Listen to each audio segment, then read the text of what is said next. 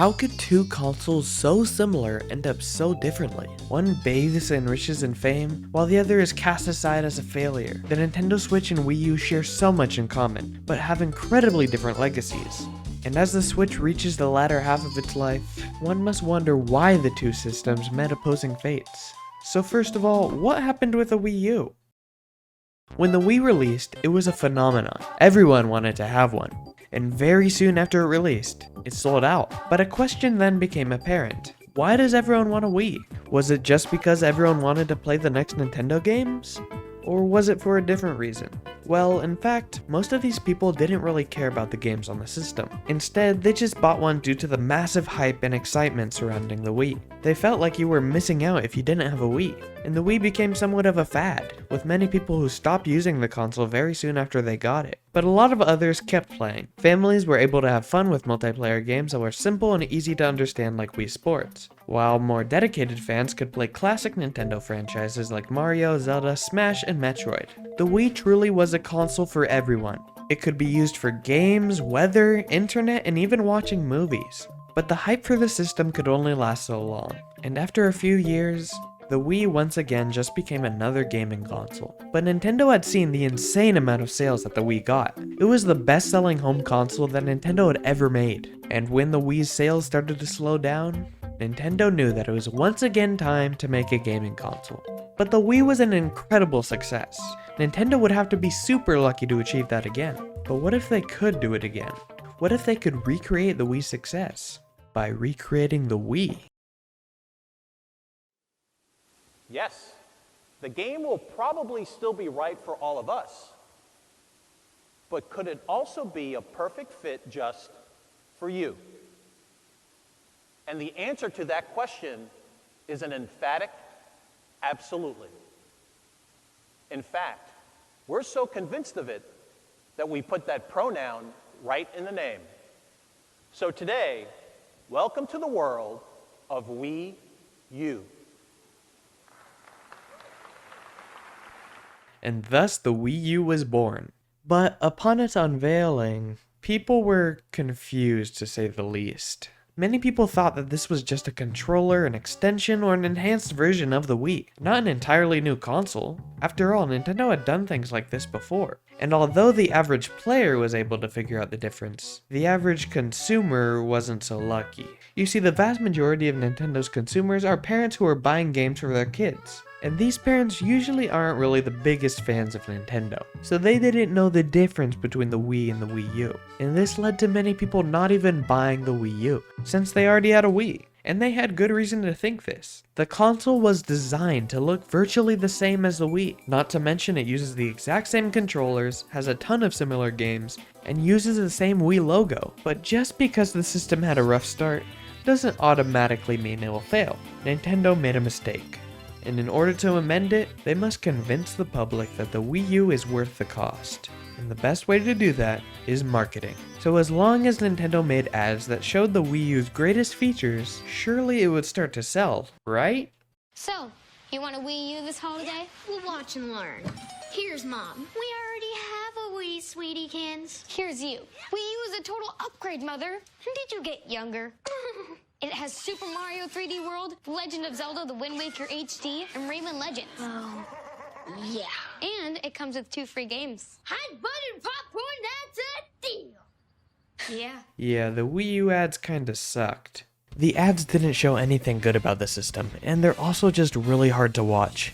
So not only had Nintendo not differentiated the Wii U from the Wii, they also just made the console look lame. Luckily, the Wii U did have something going for it: the games. Games like Mario 3D World, Nintendo Land, Donkey Kong Tropical Freeze, and Mario Kart 8 were all really fun to play. And Nintendo was making a lot of good games for the system. But notice how I said Nintendo, because Nintendo was the only one making games for the Wii U. Third-party studios did not make Wii U games. Sure, there were a few, but most major studios gave up on the Wii U after a while. Compared to the PS4 and Xbox One, the Wii U's third-party library was pathetic. This is because the GamePad was too hard to make games for, and the Wii U was weak. However, even Nintendo had a lot of games that were just not that good, and they damaged the system's reputation. Games like Animal Crossing Amiibo Festival, Star Fox Zero, Mario Party 10, and Mario Tennis Ultra Smash were widely considered to be poorly designed, lacking content, or just plain bad. At this point, the Wii U cemented itself as a failure. But the idea behind the Wii U doomed it to fail from the start. The market that Nintendo was aiming to sell to had mostly moved on from the Wii. Everyone who already had a Wii felt like owning another one was just a waste of money. And as a result, the Wii U only gained a fraction of the sales that the Wii got. The Wii U became the worst selling console in Nintendo history, with only 13 million sales in total. It was obvious that it was time for Nintendo to cut their losses and just give up on the Wii U. But just then, rumors started to appear. A new Nintendo console, rumored to be both a home and a handheld console, with a screen on it, and more powerful than the Xbox One? Okay, that was definitely fake. But what was true was eventually revealed in a trailer on October 20th, 2016. A brand new console that could be played both on the TV and on the go, called the Nintendo Switch. And the console finally released on March 3rd, 2017. But one problem became apparent upon its release. It barely had any games. But it did have one game that somewhat made up for this. The Legend of Zelda Breath of the Wild. A completely open world Zelda game that gave players an immense amount of freedom to go anywhere in any order. And this game takes a really long time to beat. Well, usually. So the Switch didn't have many games, but it had one very substantial one. But this game also came out on the Wii U. So you might be thinking, isn't the Switch just gonna be a copy of the Wii U like the Wii U was a copy of the Wii? Well, no. But also kinda. The big difference this time is that the Switch is branded differently. Gone is the Wii branding that cursed the Wii U. The Switch is seen as its own console, completely different from the Wii U. But if you look at both from an objective angle, they really are quite similar. Just look at how many Wii U games are on the Switch. Even the best-selling Switch game is just a Wii U game, and so many of the Switch's games are just direct sequels to these games. So then why is the Switch so much more popular? Well, not only do they have Wii U games, but they also have brand new games that have gained immense popularity. And this has had a kind of snowball effect on the games and on the Switch, since these games gain popularity as they are seen more and more online or at friends' houses, which has encouraged even more people to buy Switches and the games for the system. But this never happened with the Wii U, or at least not to the same degree, because the Switch sold and sold like crazy. Within 1 year of its life, it already outsold the Wii U's lifetime sales. And although the Wii U was a failure, Nintendo still survived because of their other system at the time, the 3DS, which sold pretty well. But upon the Switch's release, it began to seem more and more like it would replace both the 3DS and Wii U. And slowly, over a few years, this became the case. A few 3DS games were still coming out, but by 2020, Nintendo stopped all production of 3DS units, and the Switch completely took its place. The Switch is, of course, a handheld and home console, so it can appeal to both markets. This is one of the biggest reasons for its success. It combined the audiences for both the 3DS and the Wii U, and even more. But how did they get all these people? Well, advertising, of course. Compared to Wii U ads, these are much better. They took away the corniness and actually showed what the console is used for. They're not anything incredible, but they're much safer and they get the message across efficiently. But I would argue that the ads are not nearly even the biggest reason why the Switch did better. The biggest reason is people.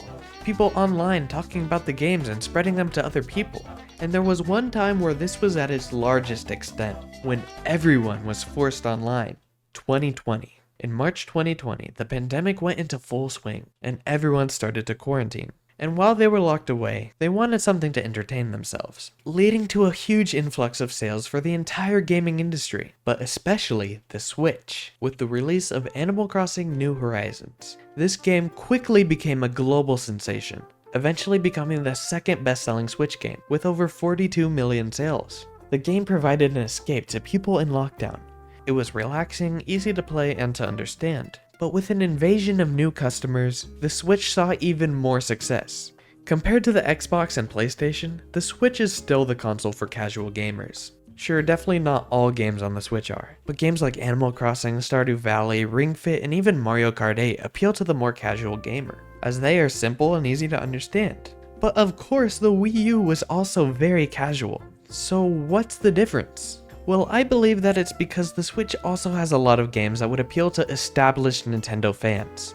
Games that appeal to nostalgia like Metroid Dread, Mario Odyssey, and even Smash Ultimate have brought in a ton of people back who haven't played a Nintendo game in a very long time. People who grew up with Nintendo games find that the Switch is a return to form, unlike the Wii U, which was just trying to redo the Wii. And the rebranding of the Switch was no accident. The Switch needed to succeed. But of course, Nintendo was one of the biggest gaming companies of all time, and probably the most recognizable one at that. So with a good idea for a console, proper marketing, and popular games to back it up, the Switch was bound to succeed.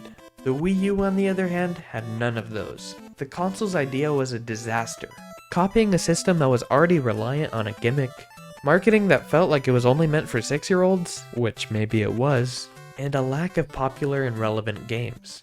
These factors led to the death of a system that never even stood a chance. Today, the Switch is the best-selling Nintendo home console of all time, with over 125 million sales worldwide, making it the third best-selling gaming console ever made. And the Switch is not done yet. In fact, it shows no signs of stopping. It's selling better than it did when it first released. The Switch is on track to being the longest-lived Nintendo console ever, right after one of their biggest failures. So as long as Nintendo doesn't name their next console the Nintendo Switch W or something, I think they'll be fine. Thanks for watching, see you later.